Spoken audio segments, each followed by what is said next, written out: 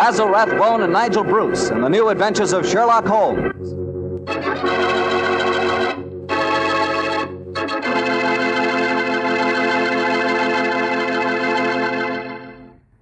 Invite you to listen to Dr. Watson tell us another exciting adventure he shared with his old friend, that master detective, Sherlock Holmes.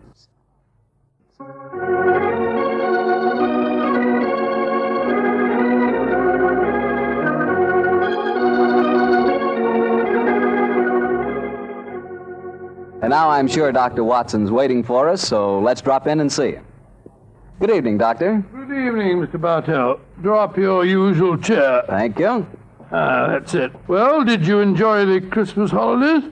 Well, I've had a whale of a time, thank you, but I don't think I can face a turkey or a mince pie for at least another year. How about you, Doctor? Oh, I had a very pleasant week, too, my boy. Parties, visitors, and a flattering number of Christmas messages to be answered. Oh, say, you got a new pipe.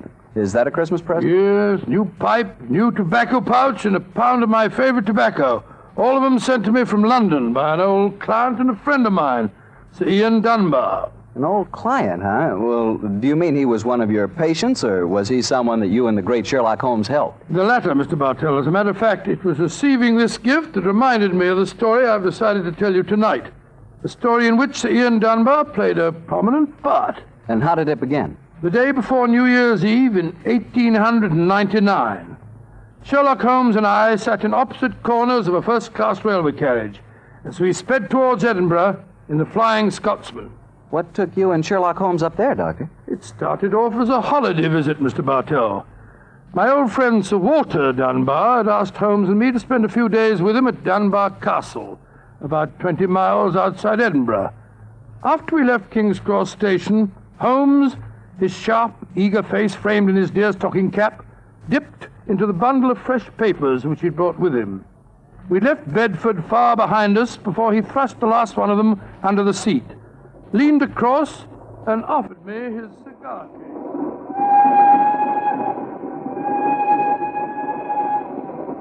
Care for a cigar, Watson? No, thanks, awful. I'll stick to my pipe. Flying Scotsman's living up to its name. We're going splendidly. Our present rate is 53.5 miles an hour. Oh, I hadn't noticed the quarter-mile post. Nor have I, but the telegraph posts on this line are 60 yards apart. With the aid of a watch, the calculation is a simple one. Watson, my dear fellow, we have several hours ahead of us. Tell me more about Sir Walter Dunbar. I have a feeling that he's in some kind of trouble, but you haven't wanted to talk about it. Well, it's not exactly trouble, Holmes, but there's a strange problem that confronts the Dunbars. A problem that'll be settled at midnight tomorrow. Oh, indeed. Night of New Year's Eve, eh? Yes, exactly. But to really appreciate the story, I have to begin by telling you of the death of old Sir Thomas Dunbar. The father of the present baronet, I suppose. Yes, he was severely wounded at Waterloo, though he managed to last out long enough to get back to Dunbar Castle. The story goes that as he lay there on his deathbed, he told his wife of his plans for their unborn child. Dinna grieve, lass. I fetched the baronetcy home from Waterloo. What if I fetched a mortal wound as well? Oh, hush, lass. I'm not afraid to die. All that niggles me is that I shall ne'er see the child you bear. Is Sir Wattle Scott no coming yet? Can he visit the deathbed of his old friend? Who's there? Is that you, Sandy Murdoch? Aye, Thomas. It's me. Aye. I'm leaving an unborn son behind me when I die. Now, I don't trust women or children or banks for that matter. I've put the best part of my wealth and gold in the big iron box you'll find under the bed. The money's there. Aye, and something else for a rainy day. You're to keep that box in trust for me, Sandy. You can turn it over to my boy on the New Year's Eve before his 21st birthday. And he'll be a man and wise enough to know how to use it. You understand, Sandy? Aye, Thomas. But supposing your bairn's a girl. A girl? I tell you, it'll be a boy. And we'll name him Walter after my good friend, Sir Walter Scott.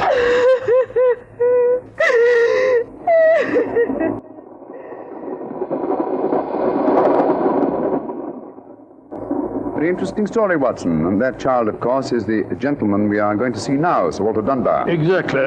And the first baronet was a friend of Sir Walter Scott, while his son can boast of your acquaintance. Why, it's a family singularly rich in literary friendships. That's not very funny, Holmes.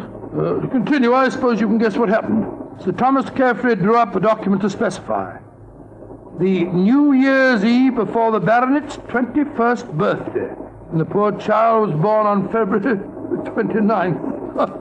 It was a leap year. Oh, so poor Sir Walter is still waiting for his iron box full of gold. Yes, he'll be 84 next year, and yet legally, with only one birthday every 4 years in the eyes of the law, he'll at last be 21. A most amusing situation, though I'm afraid Sir Walter finds it far from entertaining.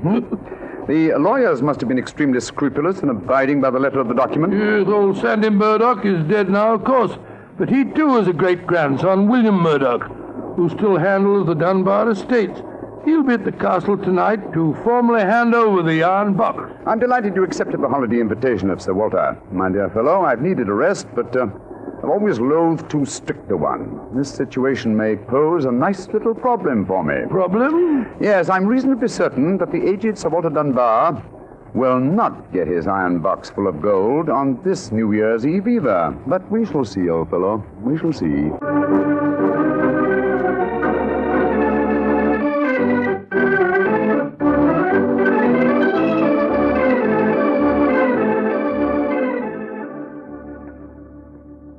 Dr. Watson, I'm glad to see you and Mr. Holmes here at the castle. Thank you, my boy. Holmes, this is Ian Dunbar, Sir Walter's grandson. How do you do, Mr. Dunbar? I'm very proud to meet you, Mr. Holmes. I've heard a lot about you. Our grandfather will be down in a few moments. Let's go into the library, shall we? Well, I imagine Sir Walter's quite excited about tonight's ceremony, isn't he? Wouldn't you be, if you'd waited 63 years too long for an inheritance? Indeed, I should. Thank the Lord I had the foresight to be born on the prosaic date of August the 21st. In the event of your grandfather's death, you would be the next baronet, I take it. Yes, Mr. Holmes.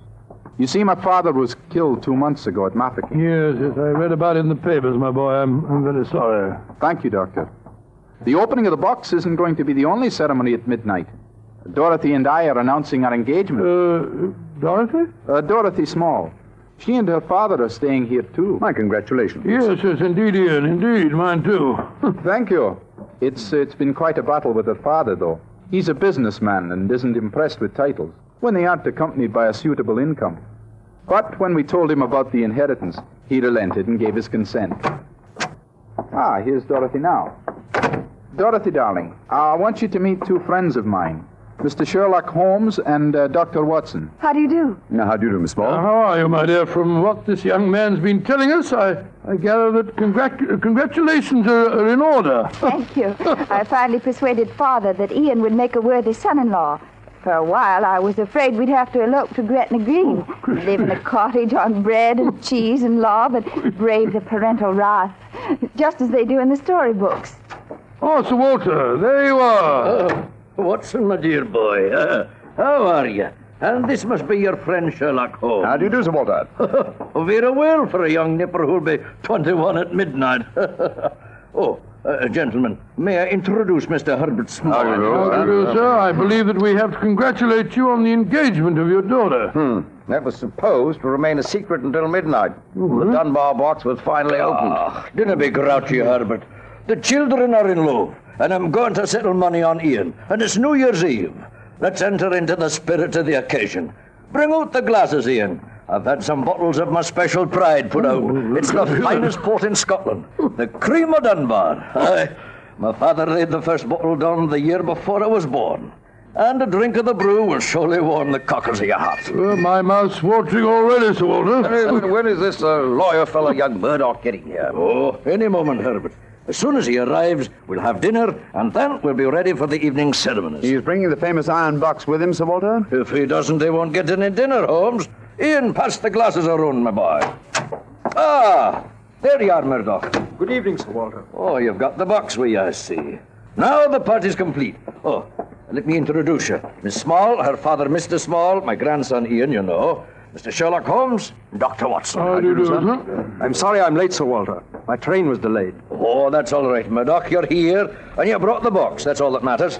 Ian, Give our young lawyer a drink. Here, I'll help you pour it. I must say that this is rather exciting, Holmes. The famous iron box with its inheritance of gold. Yes, and from the size of the box, at a rough guess, I should estimate its cubic content in gold at around 5,000 pounds. Not a vast sum, perhaps, to a businessman like Mr. Small, but a windfall to an impecunious Scottish baronet. Yes, I suppose it is. A strong young man, Mr. Murdoch. How do you mean strong, Holmes?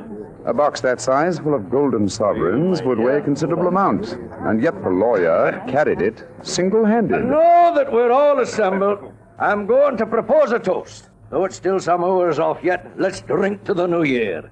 It means a lot to some of us.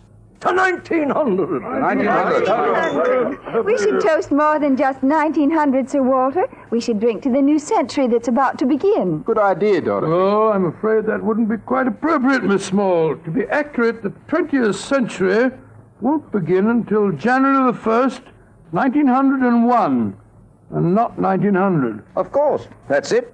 Dorothy, I'm afraid your wedding can't take place for some time yet. Father, what are you talking about? I read an article in The Guardian the other day that said just the same thing as you, Dr. Watson. And what's more, it said something even more important. It said that 1900 is not a leap year. Oh, rubbish.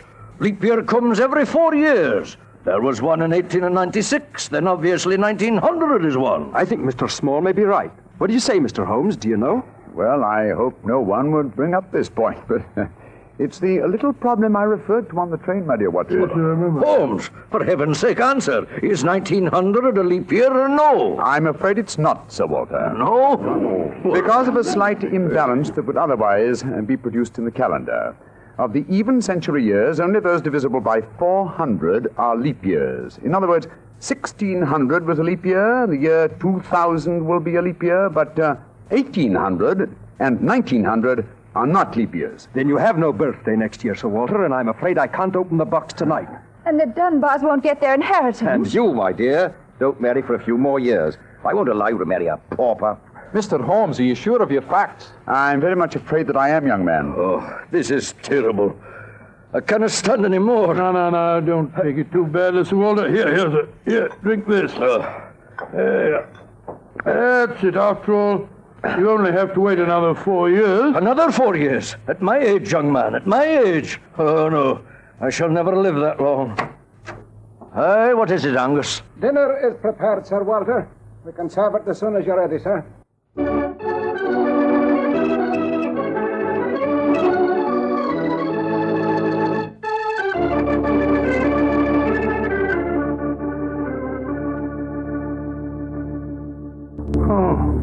What a miserable meal, Holmes. Sir Walter's gone to his room, the young lovers are nearly in tears, and Small and the lawyer Murdoch seem to be positively gloating. Yes, a most depressing atmosphere in which to welcome the new year. But let us at least make the best of it. I think I'll go and have a talk with Sir Walter. And you, my dear chap, why not try and cheer up the young folks? Some of your experiences in India may make them take their minds off their trouble. Yes, quite an idea. I'll join you in the library. Call me if you want me, Holmes.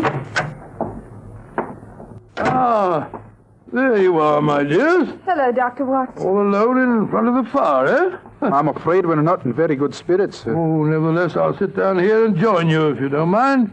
Misery loves company, you know. You're very kind, Doctor. Oh, not at all. I was just trying to persuade Ian to elope with me. But he's being most ungallant. He won't even consider it. How can I, darling? I've got under 200 pounds a year in my own right. How could we live on that? I was counting on the money the grandfather was going to give us to get me started. Now, Miss Small, a little earlier you talked of Gretna Green and bread and cheese and love in a cottage. Yes, there's a lot to be said for it, you know. Well, to be said for it, yes, Doctor. But have you ever tried it? Not literally, my boy, but I may tell you that when Mary, my wife, and I were first married, I had very little money. In fact, my income was just about the sum that you mentioned. And we were very happy. But you have a profession, Doctor. Look at me. I've been trained for nothing except to be Laird of Dunbar Castle. I can't support a wife on tradition. But you're young, Ian. You can get some kind of position. I'm sure you Yes, can. of course. As a matter of fact, I think that... Holmes, what is it? What's wrong? There's devil's work afoot, Watson. Come with me, old fellow. And you, Mr. Dunbar. Mr. Holmes, what's happened? Sir Walter. I went to his room. It was in darkness, but in the moonlight I saw two figures struggling by the open casement. One of them was Sir Walter. As I entered, he disappeared from sight. His attacker had pushed him out of the window into the moat. How dreadful. The other man got away in the darkness. We must get lanterns and go out to the moat at once, though I'm very much afraid, Mr. Dunbar, that your grandfather is beyond our help.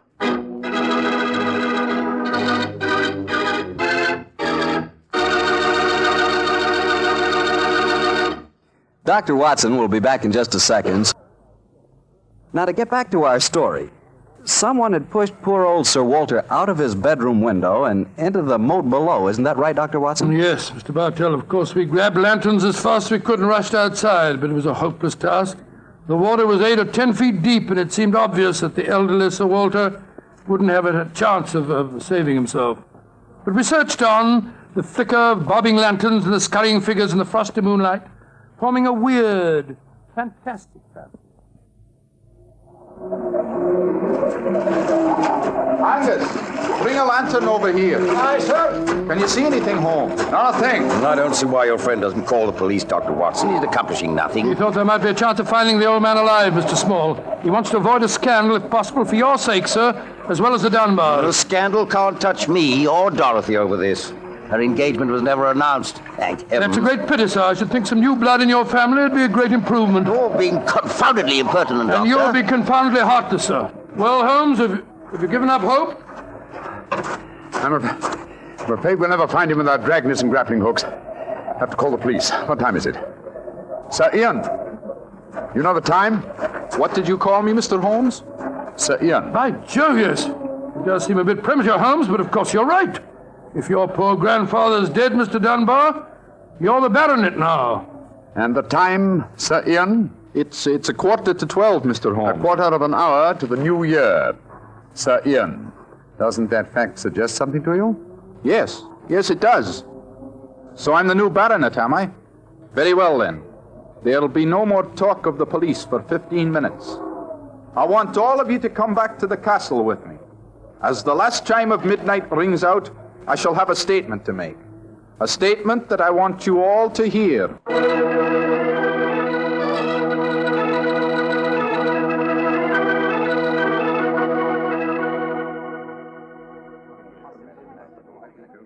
Oh, what you brought us all back here for, Holmes? There's something very funny going on. I tell you, I don't like the look of it. And I, Watson, like the look of it very much. I wish you wouldn't be so dashed mysterious. What are you up to? You haven't taken a step yet towards finding the murderer? Haven't I? And I wonder what causes the beads of perspiration on Mr. Small's brow. Small? You mean that Small... And I wonder what causes the singular look of apprehension on the face of Murdoch, the young lawyer.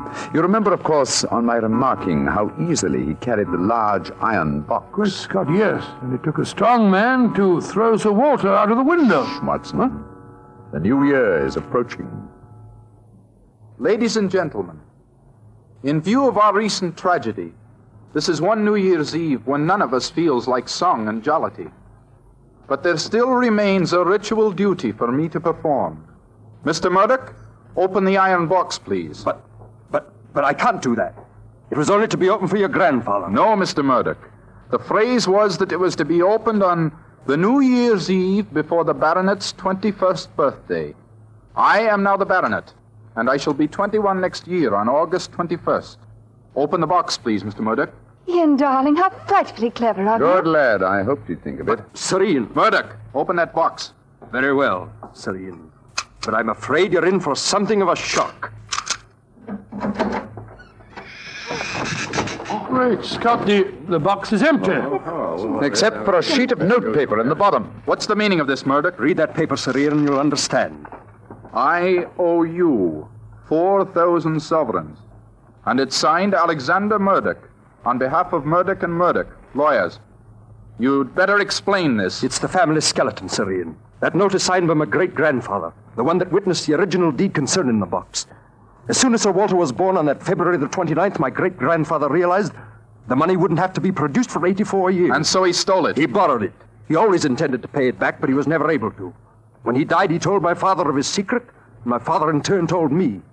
We've always planned to put back the money, Sir Ian, but we've never been able to. This is daylight robbery. You should prosecute them, Ian. The firm's still in business. You can ruin them. You can sue them for every penny they have. Mr. Small, You've already shown a marked aversion to my family. I suggest you allow me to handle their affairs. Bravo, Ian. How dare you, Dorothy? Go to your room. No one's going to their room. No one's leaving here until the police arrive. I'm convinced that one of you murdered my grandfather tonight. And if you ask me, it's obvious who that someone is. Who, Dr. Watson? You, Mr. Murdoch. You came here planning to kill poor old Sir Walter because you never intended to open that box. You thought that your secret would die with him. That's a lie. I was going to tell him everything and then ask for time to pay the money. I didn't kill him. Of course he didn't. There's your murderer. You yourself, Ian. Father, what are you saying? I'm saying that Ian's the murderer. He saw that the box wasn't going to be open for another 4 years. He realized out the money couldn't marry Dorothy, so he killed his grandfather and then ordered the box opened. You're trying to cover yourself. You pushed grandfather out of that window tonight.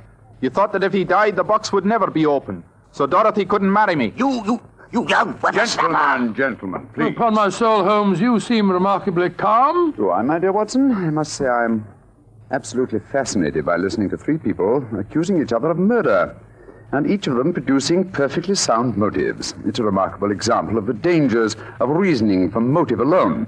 We should profit by experience, Watson. Mr. Holmes, how can you be so calm? There's a murderer in this I room. suppose this game of charades is getting a little out of hand, Miss Small. Let's conclude it. You'd better come out now. That tapestry, it's moving. A happy new year to you all. Grandfather. Sir Walter, oh, am I seeing a ghost? Oh, Sir Walter, you're all right. But what kind of a game have you been playing? It's a bonny game that Holmes and I invented. You might call it forcing the issue. I was determined to have the box open before the next 4 years were out, whilst I was still alive to look inside it.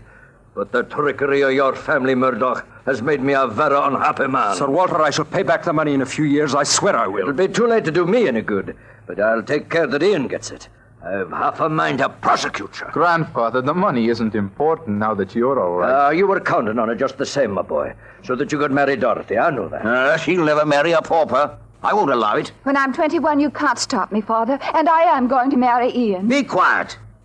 Sir Walter, this is a very unsavory business. I think that you owe us an explanation of your behavior tonight. You tell him, Holmes. I fancy a wee drop of cream of Dunbar. Watching you all search for my body in the moat has made me thirsty.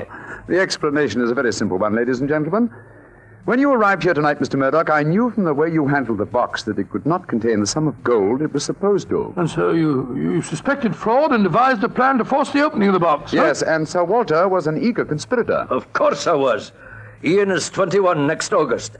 Supposing I had died after he came of age, and before my next birthday, 4 years hence, the box would never have been opened. And so we invented the fake murder story. By the way, Ian, I must congratulate you for grasping the possibilities of the situation so speedily. If you hadn't demanded the opening of the box, the Murdoch secret might still be a Well, secret. it was a clever plan, Holmes. It's too bad that it had to have such a miserable ending. I'm not sure that we have finished with the matter. Mr. Murdoch. Yes, Mr. Holmes? You say that your family took £4,000 from that box? Yes, Mr. Holmes. Curious. I would have sworn from its size that it would hold closer to 5,000. And in your account of the legend, Watson, you told me that Sir Thomas Dunbar stated of his deathbed that he had put something else in the box. That's right. Something for a rainy day, is that Yeah? it? Mm-hmm. Did the Murdochs find that extra something? No, Mr. Holmes. They found nothing but the gold. Oh, that's very odd. I think I'll take a closer look at that box if you don't mind. Since this seems to be a night of telling secrets, I think you might as well know, Father, that if you don't give your consent, I shall elope with Ian. Oh, bravo, my dear, bravo. No such thing. I admire your resolution, young lady, but I hardly think it will be necessary. What do you mean, Holmes? Permit me to show you all the treasure of the Dunbars. What have you found, Holmes? The something for a rainy day that old Sir Thomas spoke of. You see, since the cubic contents of the box obviously differed from my calculations, I deduced the existence of a false bottom. I was correct. And in that space, I found this. Oh, it's a manuscript. Quite so, the manuscript of a book.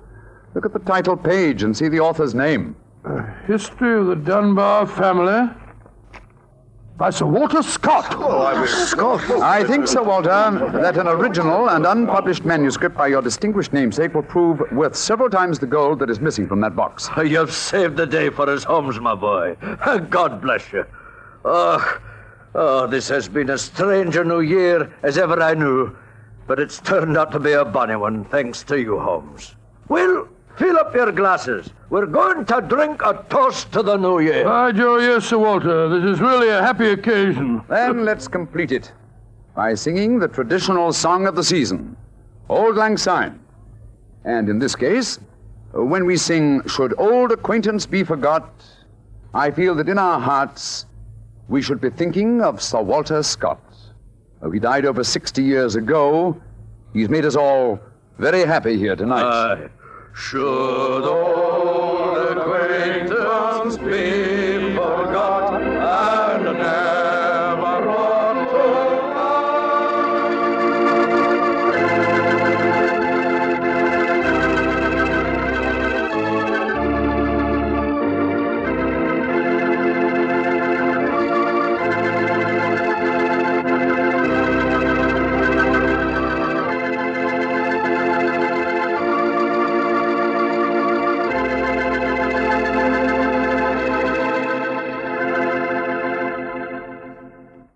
Well, Doctor, that turned out to be a very happy new year for all concerned. Yes, that's one new year that I'll never forget. Well, I sure hope you'll always remember this one, too. Oh, just a second, my boy. That calls for a glass of port. Fine. Well, to a happy new year, my boy, for you and for our many friends listening in. And to you, Doctor. Oh, thanks, boy.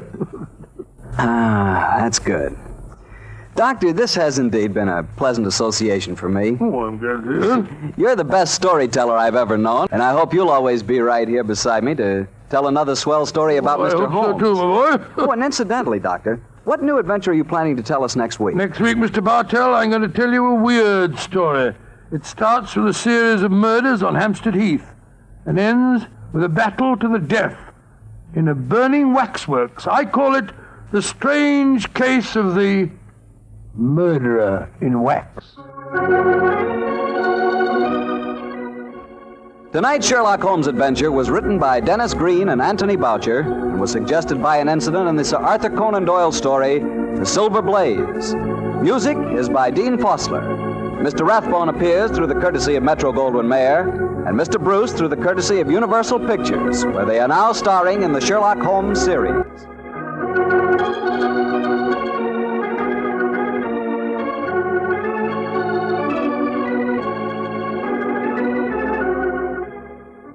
Tune in again next week, same time, same station. Sherlock Holmes comes to you from our Hollywood studios.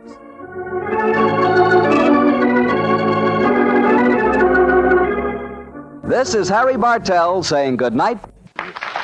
This is the Mutual Broadcasting System.